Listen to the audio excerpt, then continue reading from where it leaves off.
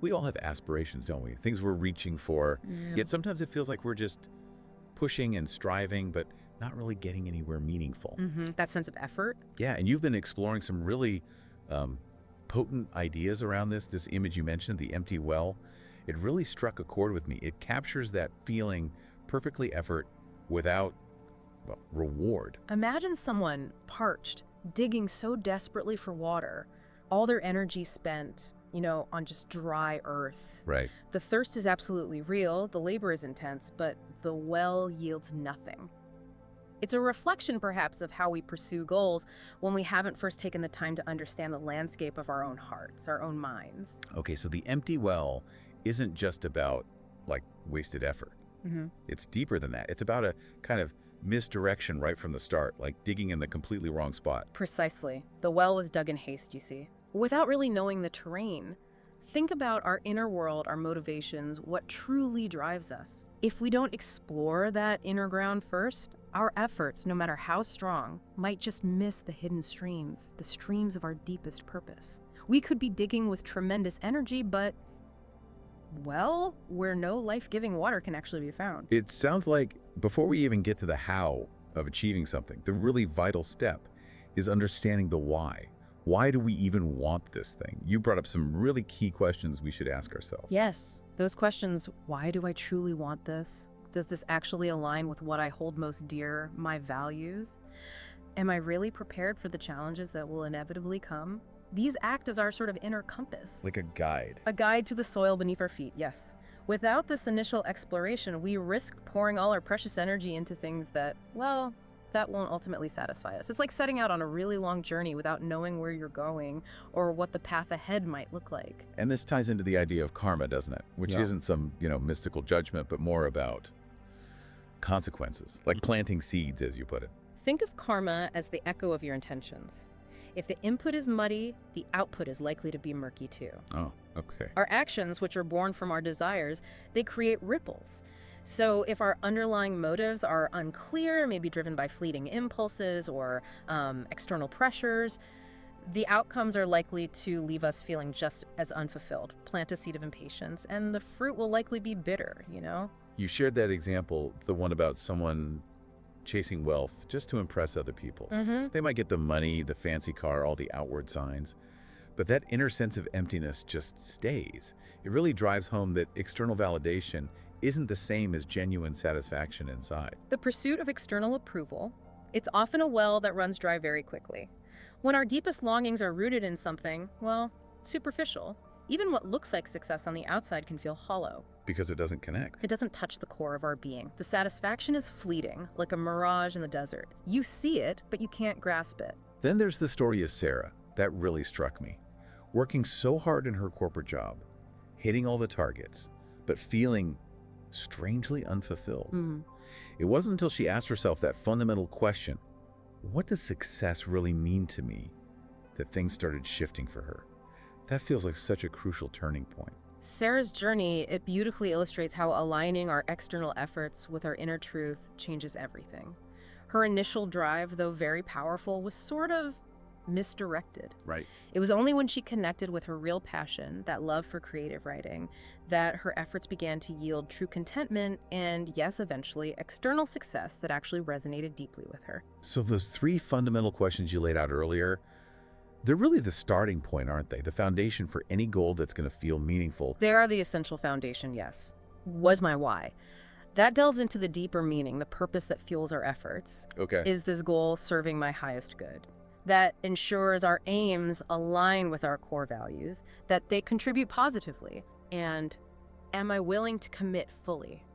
This prepares us for the bumps in the road, demands a real honest look at our dedication. That image of digging deep inside ourselves, to find those sources of purpose, it's really powerful. It reminds us that achievement isn't just out there somewhere to grab. It's connected to something already within us. Indeed. Our deepest motivations are the wellspring, the source of our energy and our resilience.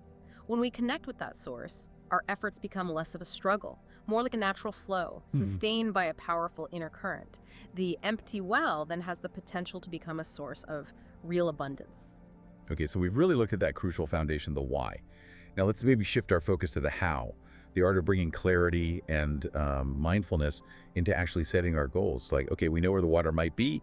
Now we need a clear plan to get to it. Precisely. Once we have that deeper understanding of our motivations, the next step is to define our goals with real clarity. Imagine taking a rough gemstone, maybe it's still a bit cloudy, and carefully polishing it, facet by facet, to reveal its inherent brilliance. This requires focused intention. And you use that wonderful metaphor, the mirror of the mind. When it's calm, still like a pond, it reflects our desires clearly. But when it's agitated, full of scattered thoughts. The ripples. They represent the mental noise, don't they? The fragmented attention that obscures what we truly long for. Without mindfulness, our vision gets blurred. We struggle to tell what truly matters from just passing ideas or what others expect. Calming the mind allows our intentions to be reflected clearly, without distortion. Which leads us naturally to this idea of right intention. It's not just about what we want, but the quality of that wanting, the motivation underneath it all. Exactly. Right. Intention, as a guiding principle, it encourages us to align our desires with wisdom, with compassion, and importantly, with ethical considerations. Are we pursuing a goal driven by, say, greed or envy or a need to dominate? Or does it come from a genuine desire for growth, for contribution, for harmony? Goals rooted in wholesome intentions. They're just more likely to flourish. They resonate with the natural flow of life. And this is where the 4Ds come into play. Detail, deadline, discipline, and devotion. These sound like very practical steps, a way to turn those clear intentions into real, tangible outcomes. The 4Ds offer a framework, a practical one, for navigating the journey of achieving goals with mindful awareness. They are the tools, if you like, that help us bridge that gap between our inner understanding and our outer actions. Let's start with detail. You mentioned a long journey starts with a single step. Yes. But before that step, know exactly where you're going. Yeah. That really hits home. Vague goals are like setting sail with no map, no destination. Indeed. To just say, I want to be successful is like saying, I want to travel somewhere. It lacks direction. There's no way to measure progress. Right. Contrast that with, I will dedicate 30 minutes each day to learning a new language. The clarity is vastly different, isn't it? Specificity provides a kind of mental map. And that visualization exercise you suggested, vividly imagining the goal already achieved, using all our senses, that sounds like a really powerful way to nail down the detail and make the vision more compelling. Visualization is a potent practice. It sharpens our focus and engages the power of our subconscious mind. By vividly experiencing the successful outcome in our imagination, we create a mental blueprint. Like a template. Exactly. A template that can guide our actions and even draw in the resources we might need. It's like rehearsing music in your mind before you even play a note. Okay, moving to the second D, deadline. Yeah. I liked your perspective on this, seeing deadlines not just as stress inducers, but as a way to honor the preciousness of time, how fleeting it is. Time. In its essence, it's impermanent, it's precious. Setting deadlines acknowledges this truth. It encourages us to use our time with intention. They provide a structure for our efforts, helping us avoid procrastination, cultivating focused energy, but without succumbing to anxiety if approached with awareness. And the key to managing that potential anxiety seems to be breaking down the big deadlines into smaller, more manageable steps or milestones. That feels much less daunting. Exactly. Dividing a significant goal into smaller, achievable steps, each with its own mini deadline, it creates a sense of progress. It makes the whole journey feel less overwhelming. It also offers regular points for reflection, chances to acknowledge how far we've come, which keeps motivation going. You told the story of Tenzin Gyatso building the community center. It seemed like this huge, almost impossible task at first. But by focusing on those small weekly goals, finding volunteers, getting donations, and he achieved something amazing. It really shows the power of consistent step-by-step effort. Tenzin's story is a beautiful example, isn't it? How patience and unwavering commitment can bring even the grandest visions to life. By concentrating on those attainable weekly goals, he built momentum. He overcame obstacles that seemed insurmountable. It reminds us that every great achievement is really just composed of a series of smaller, dedicated actions. Okay, next is discipline. You described this as maybe the most challenging D, but also deeply rewarding. And you connected it to Sila, which you framed here as self-control and consistency. Discipline, in this context, yes, it's that sustained effort needed to stay on our chosen path, especially when the initial excitement starts to fade, you know? Oh, yeah. It's about aligning our actions with our intentions day after day after day. Just as ethical conduct guides our behavior in the world, self-control guides our efforts towards our goals. I love the analogy you used, tending a garden. We can plant the seeds, our aspirations, but without that consistent care, watering, weeding, nothing's really going to flourish, is it? Yeah, precisely. Setting goals is like planting seeds of potential, but discipline is the daily care, the watering, the weeding that allows those seeds to take root and grow strong. It demands consistent effort to nurture our aspirations and gently remove the distractions, the weeds, that can hold us back. And micro habits. I find that idea so practical. Those tiny, almost ridiculously easy actions that add up over time. It makes discipline feel less like this heavy burden and more like a series of gentle, doable choices. Micro habits are remarkably effective. They work because they bypass our natural resistance to change. By starting with actions so small, they feel almost effortless, like reading just one page a day. We build momentum. We establish patterns of consistent behavior. And these tiny actions, compounded over time, lead to profound results. You also mentioned embracing discomfort, which connects to that understanding that always clinging to comfort can actually be a source of suffering or unease. It's about seeing challenges differently. Our tendency often is to avoid discomfort, to seek ease. But from a deeper perspective, these moments of challenge, they're where we have the greatest opportunity to learn and grow. By gently, mindfully embracing discomfort, we cultivate resilience. We broaden our capacity to navigate the difficulties that will inevitably arise on our path. Okay, and the final D, devotion. That deep trust in the process, in ourselves, in the unfolding. You linked it to a kind of faith in the natural laws of cause and effect. Devotion is that unwavering belief that our sincere efforts, offered with an open heart, will eventually bear fruit. It's about showing up fully, consistently, trusting in the natural unfolding of events.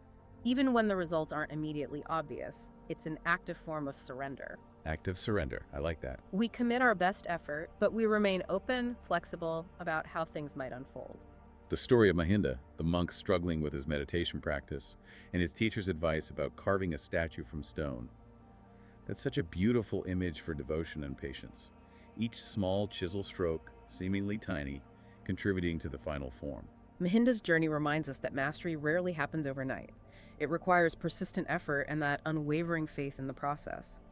Even when progress feels slow or maybe even invisible, each dedicated action contributes to the eventual realization of our aspirations. So pulling it all together then. Yeah.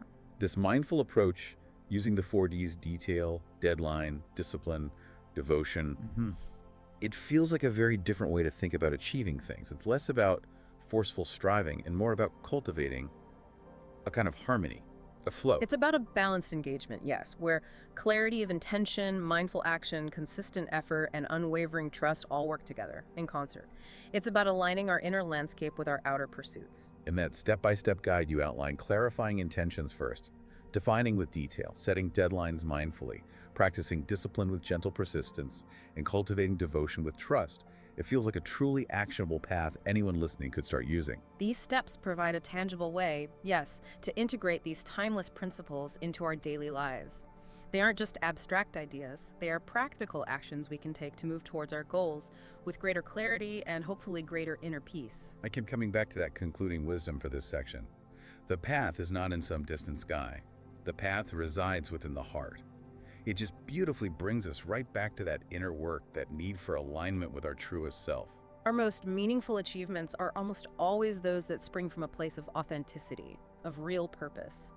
When our goals are rooted in love and integrity and mindfulness, they become expressions of our deepest values, and they contribute to a life of greater fulfillment. This leads us perfectly into what you call the ultimate secret. This interplay between effort and surrender, captured in the idea of right effort. It sounds almost contradictory, doesn't it? How can we try hard and let go at the same time? The beauty, the subtlety of right effort lies in recognizing that true effort isn't about forceful pushing or desperately clinging to outcomes. It's about acting with intention, with diligence, yes, but also releasing our attachment to a specific result. This delicate balance, it's essential for unlocking our full potential. You made it clear that non-attachment isn't about being indifferent or just sitting back passively. It's more about freeing ourselves from the heavy weight of rigid expectations. That really clicks for me. When we're so fixated on one specific outcome, it can actually get in our way. Attachment to a specific outcome, it can create so much anxiety, tension, even a fear of failure. And that can cloud our judgment, impede our ability to act effectively. By focusing instead on the process, on offering our best effort right here, right now, in this moment, we allow for greater ease, more creativity, and definitely more resilience on the journey. The archer analogy you used is perfect. Focusing too hard on the bullseye makes you tense up, right? But focusing on the form, the breath, the release, that leads to a more natural and often better shot. Just as the skilled archer focuses on the precise movements drawing the bow, releasing the arrow, we too should focus on the consistent application of our skills, our efforts. Trusting the process allows the desired outcome to manifest more organically, without all the interference of excessive mental strain. And that wisdom from Ajahn Chah's teacher, don't strive to reach the mountain's peak, simply take the next step. Wow, that's such a powerful reminder to just stay present and trust the journey as it unfolds. Ajahn Chah's experience, it beautifully illustrates the wisdom of breaking down our grand goals into manageable, present moment actions. By focusing just on the immediate task at hand, we avoid getting overwhelmed by the sheer size of the ultimate goal, and we cultivate a sense of steady, sustainable progress. This ties in so well with the power of small steps. That verse, drop by drop, fills the water pot. It's so simple, but so profound. We often really underestimate the cumulative impact of those seemingly tiny actions. We live in a world that often values big, immediate, dramatic results, don't we? Yeah, definitely. But true, lasting achievement often arises from the slow accumulation of consistent small efforts over time. We might get discouraged if we don't see instant transformation, and we overlook the gradual, quiet, yet powerful progress that is actually unfolding. The image of a river carving a huge canyon. Each drop seems like nothing, but together they shape something monumental. It really brings that long-term perspective home. The river's unwavering persistence, drop by drop, exemplifies the power of sustained effort. Even seemingly small actions, when repeated with consistency, can lead to profound and transformative outcomes in the long run. And adopting that gardener's mindset, nurturing consistent effort, trusting the natural process of growth, it just feels like a much more sustainable and, frankly, peaceful way to go after our goals. The gardener understands that growth is a natural process. It requires patience, consistent care. Similarly, our aspirations require nurturing through consistent effort and a trust that, given the right conditions, they will eventually blossom in their own time. I really appreciate the practical tip of keeping a progress journal. Just jotting down maybe 3 small accomplishments each day. It sounds like a tangible way to actually see that cumulative impact and build momentum, feel good about the effort. The progress journal provides a visible record of our efforts, yes.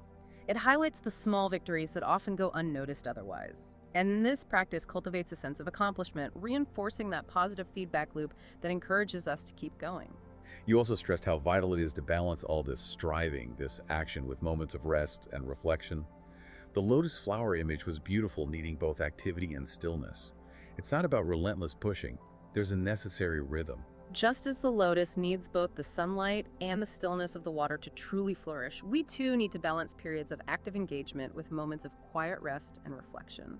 This allows us to replenish our energy, gain clarity, and make sure our actions stay aligned with our deeper intentions. And those mindful pauses during the day, just stopping, taking a breath, reconnecting with why we're doing what we're doing. Those seem like crucial little reset buttons to avoid burnout and stay on course. Mindful pauses are like small islands of stillness in the stream of our daily activity. They offer opportunities to check in with ourselves, our intentions, our energy levels, preventing us from just getting swept away by habit. They foster a more conscious approach to everything we do. This gentle reframing of failure, too. Seeing it not as some final judgment, but as valuable feedback. That feels so liberating. It takes away that heavy weight and turns setbacks into chances to learn and adjust. Viewing failure as feedback shifts our perspective entirely, from self-criticism to curiosity. Each setback offers valuable insights that can inform our approach, refine our strategy, and ultimately guide us closer to our desired outcome. It's just an intrinsic part of learning and growing. That famous Thomas Edison quote about finding thousands of ways that don't work is always such a great reminder of how progress actually happens. It's iterative, it requires persistence. Edison's relentless experimentation embodies that spirit of learning through experience, doesn't it? Each failure brought him closer to his breakthrough.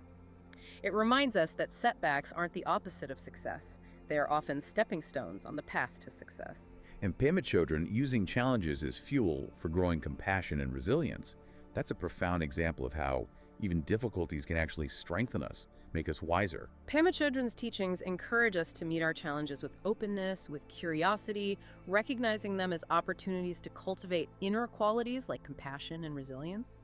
And these qualities, in turn, strengthen our capacity to navigate future obstacles with greater wisdom and grace. Finally, this really profound idea of becoming the goal, that the truest reward isn't just the thing we achieve on the outside, but the inner transformation that happens along the way. It really emphasizes that the journey itself is just as important, maybe even more so, than the destination. The pursuit of meaningful goals has a deep, lasting impact on who we become. Through our efforts, we cultivate new skills, we overcome limitations we thought we had, we develop inner strength, inner wisdom. The transformation we experience along the way, that is often the most valuable and enduring reward. That metaphor of the alchemist turning base metals into gold, it perfectly captures that inner growth that happens when we face challenges. It's about uncovering the hidden treasures within ourselves. Just as the alchemist seeks to transform ordinary materials into something precious, our challenges can transmute our perceived weaknesses into strengths, revealing the inherent potential that resides within us. The journey itself is a process of inner discovery, of transformation. And the ultimate understanding, perhaps, is that true success becomes a way of being, a state where effort and joy just naturally coexist. It's not just about hitting a target, but about cultivating a mindful, engaged way of living. When we approach our goals with clarity, with mindfulness, with devotion, they cease to be just sources of stress or anxiety. They become an integral part of a fulfilling, meaningful life. Effort becomes an expression of our purpose, and joy arises from the very act of striving, of growing. So we've really come full circle, haven't we? Back to that fundamental need to understand our inner landscape before we even start digging that well. This whole deep dive has really illuminated the profound connection between our inner world, our mindful actions, and achieving goals that genuinely resonate, contrasting that so clearly with just digging an empty well. Indeed. The path towards meaningful achievement begins with that self-awareness, and it unfolds through mindful action, through unwavering dedication. By understanding our deepest motivations and aligning our efforts with our values, we move away from that cycle of the empty well and towards a path of lasting fulfillment and, hopefully, inner peace. Which leaves us with this final thought for everyone listening. As you move towards your own aspirations, maybe pause and consider, who are you becoming in the process? Because as we've explored today, that inner transformation, that growth within you, that is ultimately the most precious gift of all. This has been such a valuable exploration, offering a framework for approaching our goals with a wisdom that really gets to the heart of it. We hope these insights serve you well on your own path.